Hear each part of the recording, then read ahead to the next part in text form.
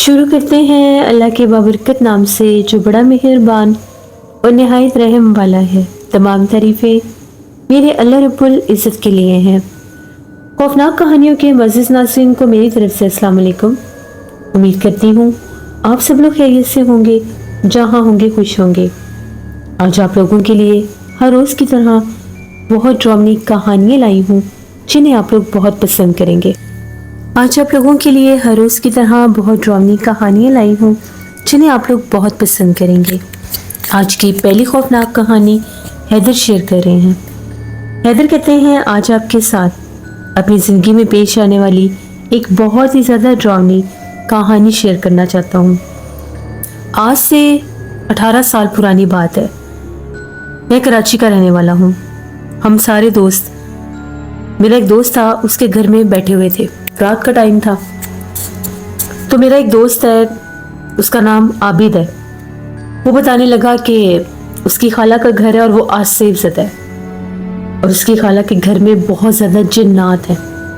हम लोग जिन्नात के किस्से पर बात कर रहे थे तो मैंने उन लोगों को ये कहा कि मेरा जिन्नात पर बिल्कुल भी भरोसा नहीं है। इस तरह से भरोसा नहीं है कि वो है नहीं, इस तरह से भरोसा नहीं है कि वो अपना आप जाहिर करते हैं। जिस तरह से लोग अपनी कहानियाँ बताते हैं मैं इस बात पर यकीन नहीं करता।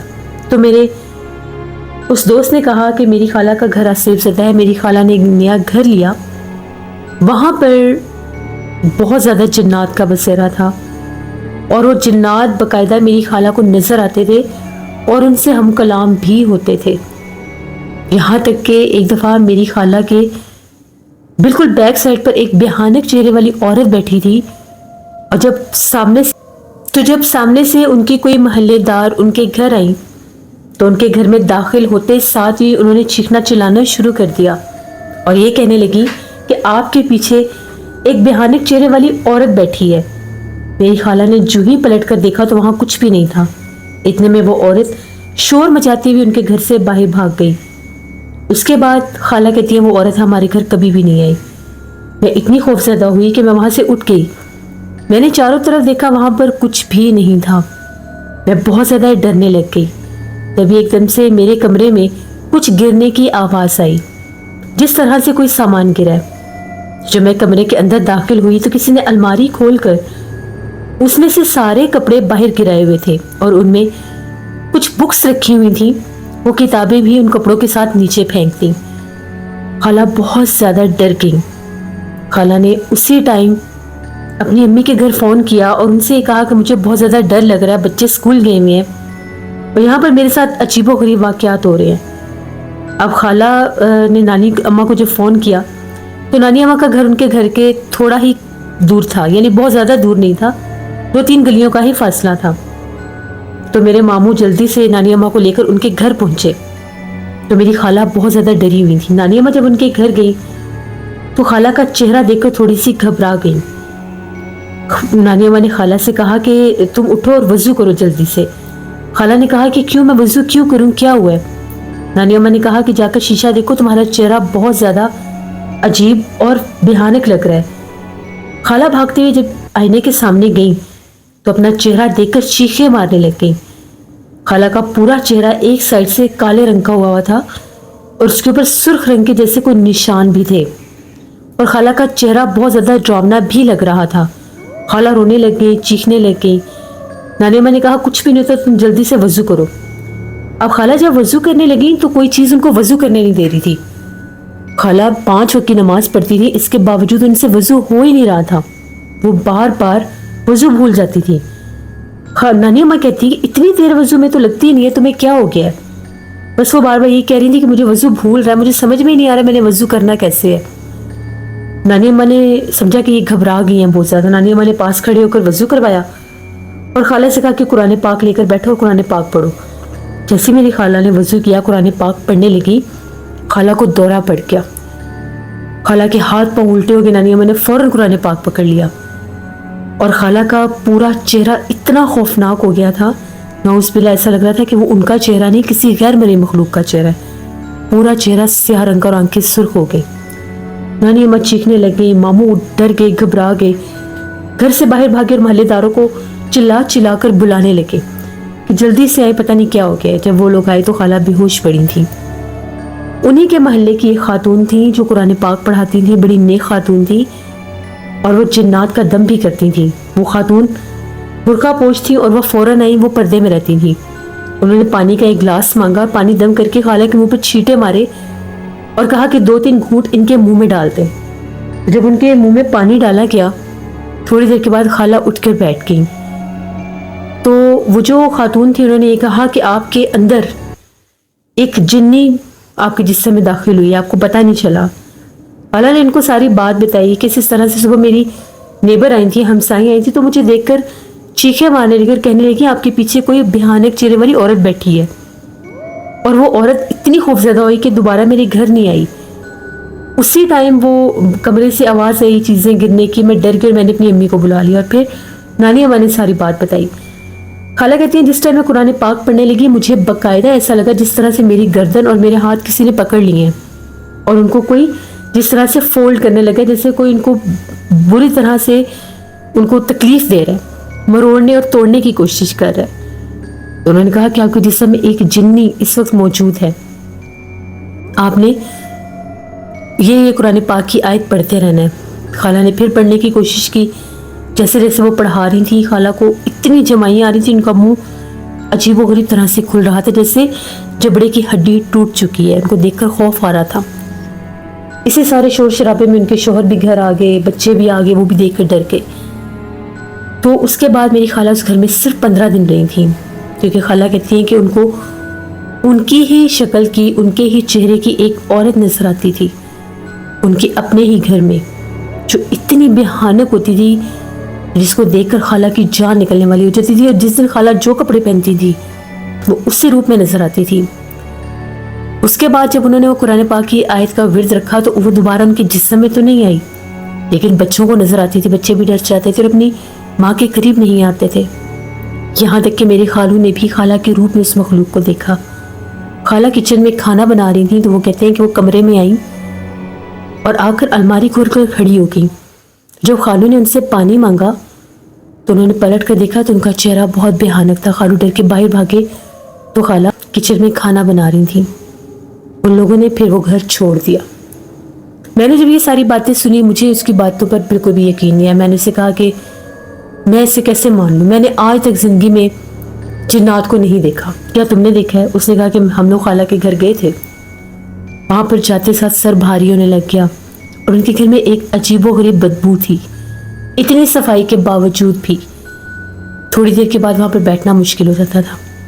ایک دوست تھا ہم لوگوں کا، ساحل اس کا نام تھا، اس نے کہا اگر تمہیں یقین نہیں ہے تو تم چوکھنڈی قبرستان جاؤ، وہاں پر بہت زیادہ جنات ہیں۔ کہتے یہ ہیں کہ رات ہوتے ہی 550 سال پرانی وہ قبریں جل اٹھتی ہیں، گرم ہو جاتی ہیں، ان میں سے آگ نکلتی ہے، بظاہر لگی ہوئی نہیں، وہاں کا ٹمپریچر بدل جاتا ہے۔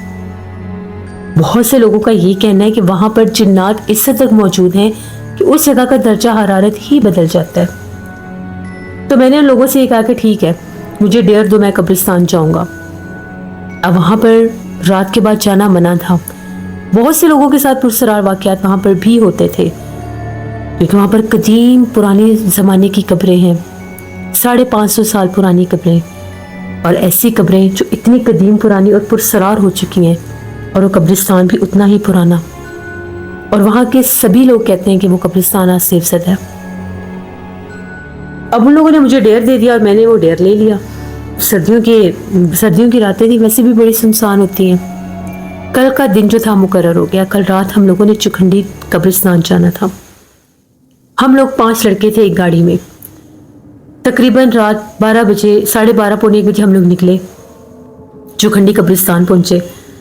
اب یہ لوگ جو تھے یہ سب لوگ گاڑی میں تھے اور مجھے اکیلے کو قبرستان میں جانا تھا، اور مجھے وہاں پر گزارنا تھا پورا 1 گھنٹہ۔ اب وہاں پر 1 گھنٹے میں اگر مجھے کچھ نظر آتا تو میں یقین کر جاتا کہ وہ نظر آتے ہیں اور اپنا آپ ظاہر کرتے ہیں، اور اگر نہ آتا تو میں وہ ڈیر جیت جاتا۔ اس طرح کی ہم لوگوں کو مجھے وہ ڈیر ملا تھا، میں چلا گیا۔ اب جیسے میں نے بتایا کہ وہاں کے دروازے گیٹ بند ہو جاتے ہیں، بڑی مشکل سے جیسے کیسے کر کے قبرستان کے اندر داخل ہو گئے۔ وہ باہر تھے، بالکل ویرانہ सुनसान कब्रिस्तान, सर्द रात, खौफनाक मंजर। वैसे ही इंसान को खौफ आ जाता है कब्रिस्तान में इतनी रात को जाएं तो, लेकिन मेरे जहन में वो वाला खौफ अभी भी नहीं आया था। बस मुझे ये पता था कि यहाँ पर ये जो अब्दी नींद सो रहे हैं ये भी इंसान या कभी ये भी हम लोगों की तरह थे।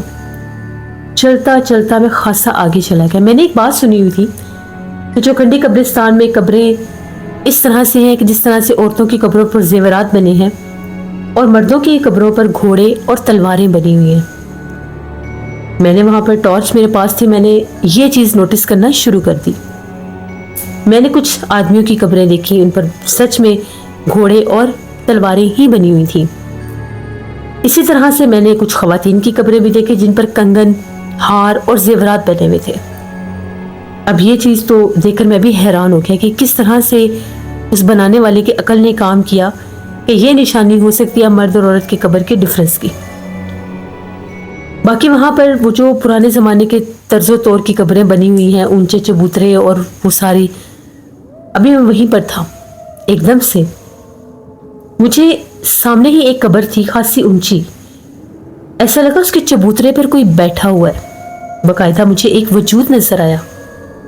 मैं 1 मिनट के लिए खड़ा हो गया, गौर से देखने लगा टॉर्च उस तरफ की। वहां पर कोई बैठा था सफेद लिबास में। चेहरा नजर नहीं आया, लिबास सफेद था, काले स्याह बाल थे, बाल सारे चेहरे के आगे ही थे। वल्लाह आलम कोई औरत थी या मर्द था, ये अभी भी क्लियर नहीं था क्योंकि अंधेरा था। टॉर्च से इतना ही नजर आ रहा था क्योंकि वो चबूतरे के साथ यूं बैठा था कि उसका ऊपर वाला हिस्सा इतना खास जाहिर नहीं हो रहा था। मेरे मुंह से बेइख्तियार निकला कि कौन हो तुम। अभी ये लफ्ज़ बोला ही था तो वो जो कोई भी था पलक झपकते आंखों से ओझल हो गया। मैं भागा उस कब्र के पास, उसकी तरफ भागा मैं कि शायद मेरे दोस्त मुझे तंग कर रहे हैं। जाकर देखा वहां कुछ भी नहीं था, लेकिन मेरे हाथ के ऊपर किसी ने बहुत जोर से थप्पड़ मारा। उस थप्पड़ का दर्द आज भी अगर मैं महसूस करूं तो शायद मुझे वो फील हो। वो लम्स, वो दर्द, वो थप्पड़ इतना भारी था कि मुझे ऐसा लगा कि मेरा हाथ टूट गया। मेरी बकायदा चीख निकली और मेरी टॉर्च भी गिर गई। जो ही मेरी टॉर्च गिरी, टॉर्च बकायदा तौर पर उछाल कर किसी चीज ने दूर फेंकी। बस ये वो लम्हा था। फिर मैं वापस भागा और मुझे अपने बैक साइड से एक भयानक आवाज भी सुनाई दी। एक बहुत ही ज्यादा करख्त और बारीक सी चीख सुनाई दी। अभी तो मुझे वहां पर आए बामुश्किल 25 मिनट ही हुए होंगे, 25 से 30 मिनट। मैं बाहर निकला, मुझे गिरता पड़ता देखकर शोर तो मैं मचाता हुआ जा ही रहा था। वो सब वहां पर आ गए कि ये बाहर कैसे आएगा, इसको हो क्या गया है। बस जैसे कैसे करके गेट से बाहर निकला। वहां पर जब पहुंचा, बुरे हाल, कांप रहा हूँ, हाथ पकड़ा हुआ है, हाथ सूज गया बहुत ज्यादा। पानी पास था, उन लोगों ने मुझे पानी पिलाया। सर्दी के मौसम में मैंने जैकेट उतार कर वो फेंकी, मुझे इतनी गर्मी लग रही थी, मेरे दिल पर असर हो रहा था। मैंने उन लोगों को कहा यहाँ से जल्दी निकलो। गाड़ी स्टार्ट की, वहां से निकले, खासा दूर आ गए। वहां पर एक जगह पर रुके। उन लोगों ने मेरे मुंह पर पानी की छींटे मारे और पूछने लगे, तुम तो बड़े बहादुर बन के गए थे, क्या बना फिर? मैंने उन्हें सारा किस्सा बताया कि ये वहां पर मेरे साथ हुआ है। हाथ देखा, मेरा हाथ फुल फूल चुका था, जैसे कोई चीज काटती है। इस हद तक मेरे हाथ पर स्वेलिंग हो गई थी और हाथ को हाथ लग नहीं रहा था। बिल्कुल डार्क रेड ब्राउन कलर का वो हिस्सा हो गया। दर्द शदीद। डॉक्टर के पास के डॉक्टर को कुछ समझ में नहीं आ रहा था क्योंकि ना तो वहां पर किसी चीज के काटने के निशान थे, ना कोई चोट थी, सिर्फ हाथ पर स्वेलिंग थी और दर्द था।